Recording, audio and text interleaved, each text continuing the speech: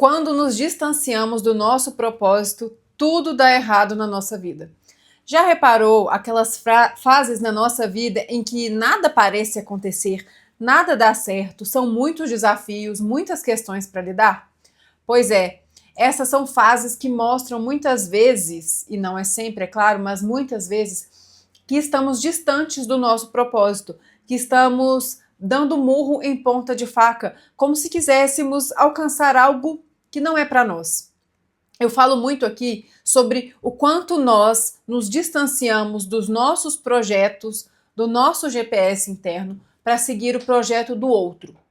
Estamos lá na nossa vida, quando éramos crianças, mais ou menos sabíamos o que gostávamos, e aí fomos crescendo, as pessoas foram nos dizendo o que é bom e o que não é, o que é certo e o que é errado, de acordo com a concepção delas, e o que dá felicidade e o que não dá. De repente, a gente cria várias crenças sobre a vida e a gente larga de lado aquilo que estava no nosso coração para seguir aquilo que os outros nos disseram que seria bom. Ou muitas vezes, aquilo que a gente acredita que vai ser bom para a gente. Hoje, na era de redes sociais, fica muito fácil a gente se confundir sobre a nossa vida. A gente olha ali na rede social de uma pessoa e vê que aparentemente ela está feliz, com sucesso, alcançando os objetivos dela. E por causa disso a gente pensa, este então é o caminho da felicidade, vou tentar ir para lá. E aí a gente faz procedimento estético, muda de profissão, tenta mudar o relacionamento, enfim, vai tentando seguir um monte de caminhos e abandonando a nossa intuição. Deus fala conosco por meio da intuição, por meio de pessoas, por meio de livros, de vídeos. Deus sempre dá um jeito de se comunicar com a gente. A questão é que a gente ouve tanto barulho de fora, tanto do que os outros dizem ou do que parece que as pessoas estão nos influenciando, que a gente deixa de acreditar no nosso interior. Quantas vezes a gente vai por um caminho acreditando que é aquilo que vai nos trazer a felicidade e de repente a gente se vê perdida, se vê distante de Deus, se vê distante daquilo que trazia alegria pra gente.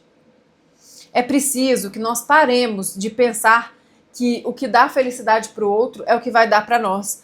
Parar de seguir o efeito manada. As pessoas estão acostumadas a seguir o efeito manada, que significa, se o outro foi por ali, parece seguro, então eu vou para lá também.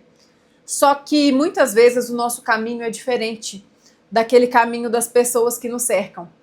E isso exige coragem. Exige coragem para você entender que aquele caminho que você vinha seguindo não é para você. E a coragem de encerrar, de dar um ponto final, de dar um basta naquela vida que você vinha seguindo. Exige coragem sim, porque muitas vezes as pessoas ao nosso redor não vão nos apoiar. Elas estão acostumadas com aquela versão nossa, com aquele nosso jeito de ser, com aquela nossa vida. E às vezes por mal, ou às vezes querendo o nosso bem, elas vão tentar nos influenciar a não sair dali. E aí é mais uma vez a gente precisa ser forte. É mais um motivo para a gente exercer a nossa força, a nossa coragem. Eu falo porque eu já passei por isso. Eu vinha seguindo um caminho que me disseram para fazer a vida inteira e eu acreditava que aquilo ali me traria segurança e felicidade. Mas aquilo estava me trazendo muita infelicidade, a ponto de eu querer e cogitar tirar a própria vida. Depois que eu descobri que aquilo não estava sendo saudável, eu decidi primeiro fazer uma pausa, e é assim que eu aconselho você. Talvez se num primeiro momento você entende que aquilo não é para você, mas você ainda tem dúvidas, não decida pôr um ponto final de imediato. Tente fazer uma pausa, comece a buscar outros caminhos, mas não é qualquer caminho aleatório. Não é buscar as respostas na vida do outro, é na sua própria vida. Comece a se escutar, escutar o que você gosta. E assim você vai dando uma pausa naquilo que você vê que não faz mais sentido para você e colocando um pouco mais de energia naquilo que você percebe que faz sentido para você. E nesse ponto é importante a gente lembrar que a gente também não sabe muitas vezes o que a gente gosta. justamente por permitir que o mundo coloque tantas informações em nós. Muitas vezes a gente se esquece o que faz bem pra gente, o que faz o nosso coração ficar quentinho, ficar alegre, que deixa a gente motivado para acordar numa segunda-feira. E nesse momento, você precisa realmente silenciar. Ficar um pouquinho em silêncio, ficar um pouquinho sozinha, ficar um pouquinho sozinho e escrever. O que eu gosto? O que eu gosto de fazer? O que eu gostava de fazer quando eu era criança? O que me deixa feliz? Que tipo de atividade eu fico feliz? Que tipo de vídeo eu gosto de assistir? E não eu assisto só para passar o tempo, só para eu dar risada e para ser uma dopamina rápida, não. Que tipo de vídeo, de conteúdo, de livro, de filme eu costumo realmente me interessar? Para eu saber que se eu tivesse que estudar aquele assunto eu ia gostar, se eu tivesse que sentar para ficar um tempão lendo esse assunto eu ficaria.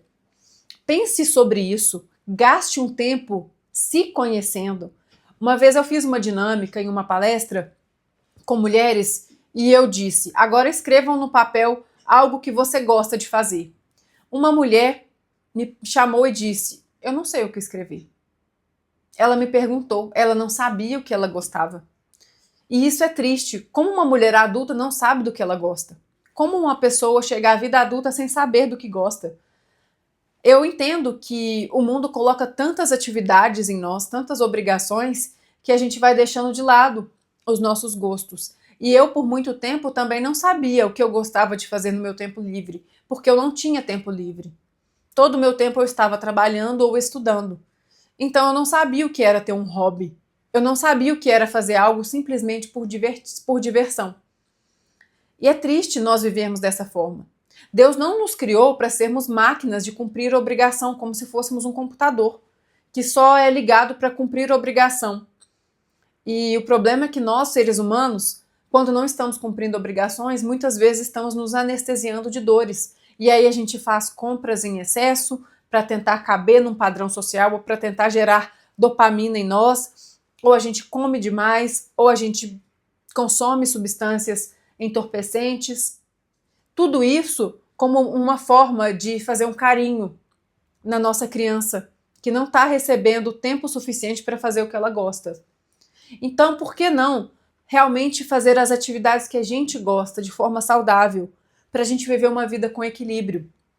Falava recentemente num podcast que nós temos o hábito de chamar os momentos de descanso de happy hour e o trabalho como se fosse algo penoso. Então, se a gente está trabalhando, não dá para ser feliz. Se eu estou aqui produzindo, não dá para ser feliz. Se eu estou fazendo uma leitura, eu não estou feliz. Isso é estranho. Deus não nos criou para isso, para viver nessa dualidade, como se fôssemos um pêndulo, de um lado para o outro, de um extremo para o outro, triste e feliz, gastando e endividado o tempo todo. Não, a gente pode ser sim feliz o tempo todo.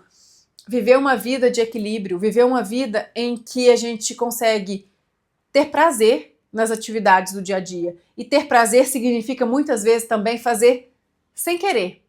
É como ir à academia. Às vezes gera aquela sensação gostosa, mas a gente faz exercícios que a gente não gosta tanto.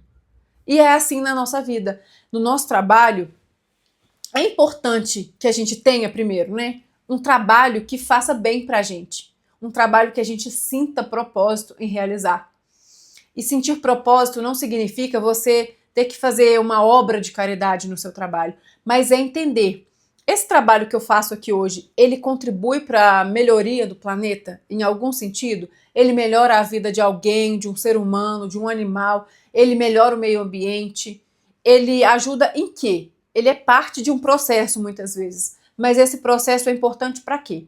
É importante a gente enxergar o propósito no nosso trabalho, porque se a gente não enxerga, não faz sentido a gente estar ali, e é por isso que a gente vai ficando infeliz.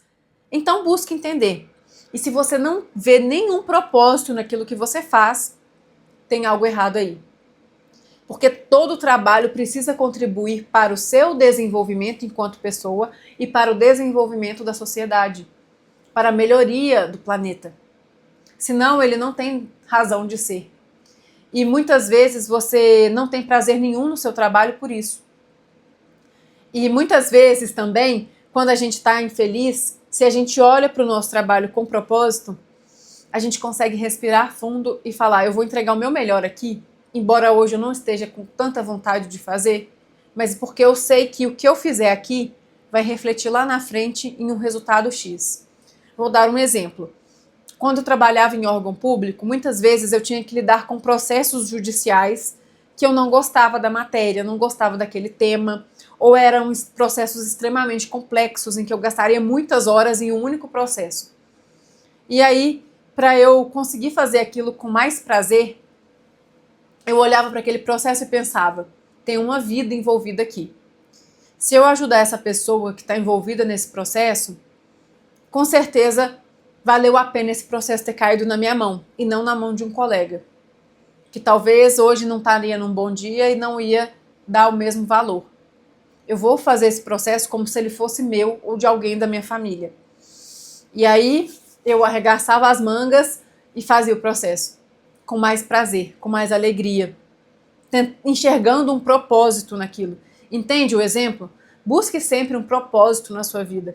E se as suas atividades diárias não têm propósito nenhum, talvez seja a hora de rever. E algumas atividades não são realmente agradáveis, eu sei disso. Mas até as desagradáveis, tentar fazer com alegria, com leveza, de uma forma que você faça se divertindo. Coloque um cronômetro no lado e brinque. Vou lavar essa louça aqui hoje em 5 minutos. E aí você se desafia, coloca uma música gostosa para você fazer como se fosse um jogo. É assim que eu faço algumas atividades quando eu não estou com vontade. Eu coloco ali do lado um relógio e marco. Vamos ver em quanto tempo eu consigo fazer. Faço um pequeno desafio comigo. Ou eu coloco uma música e vou fazendo cantando. Vamos ver quantas músicas eu consigo fazer durante essa atividade. E vou fazendo com que as atividades que eu faço sejam mais agradáveis. Porque a gente precisa estar vivo e estar feliz enquanto faz o que nos é proposto.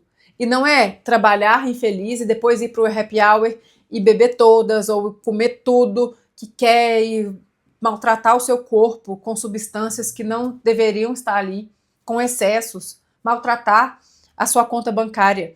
O seu dinheiro é sagrado. Tudo que chega a você é enviado por Deus. É sagrado, você tem o dever de gerir bem e não de gastar de maneira desenfreada, não pensada.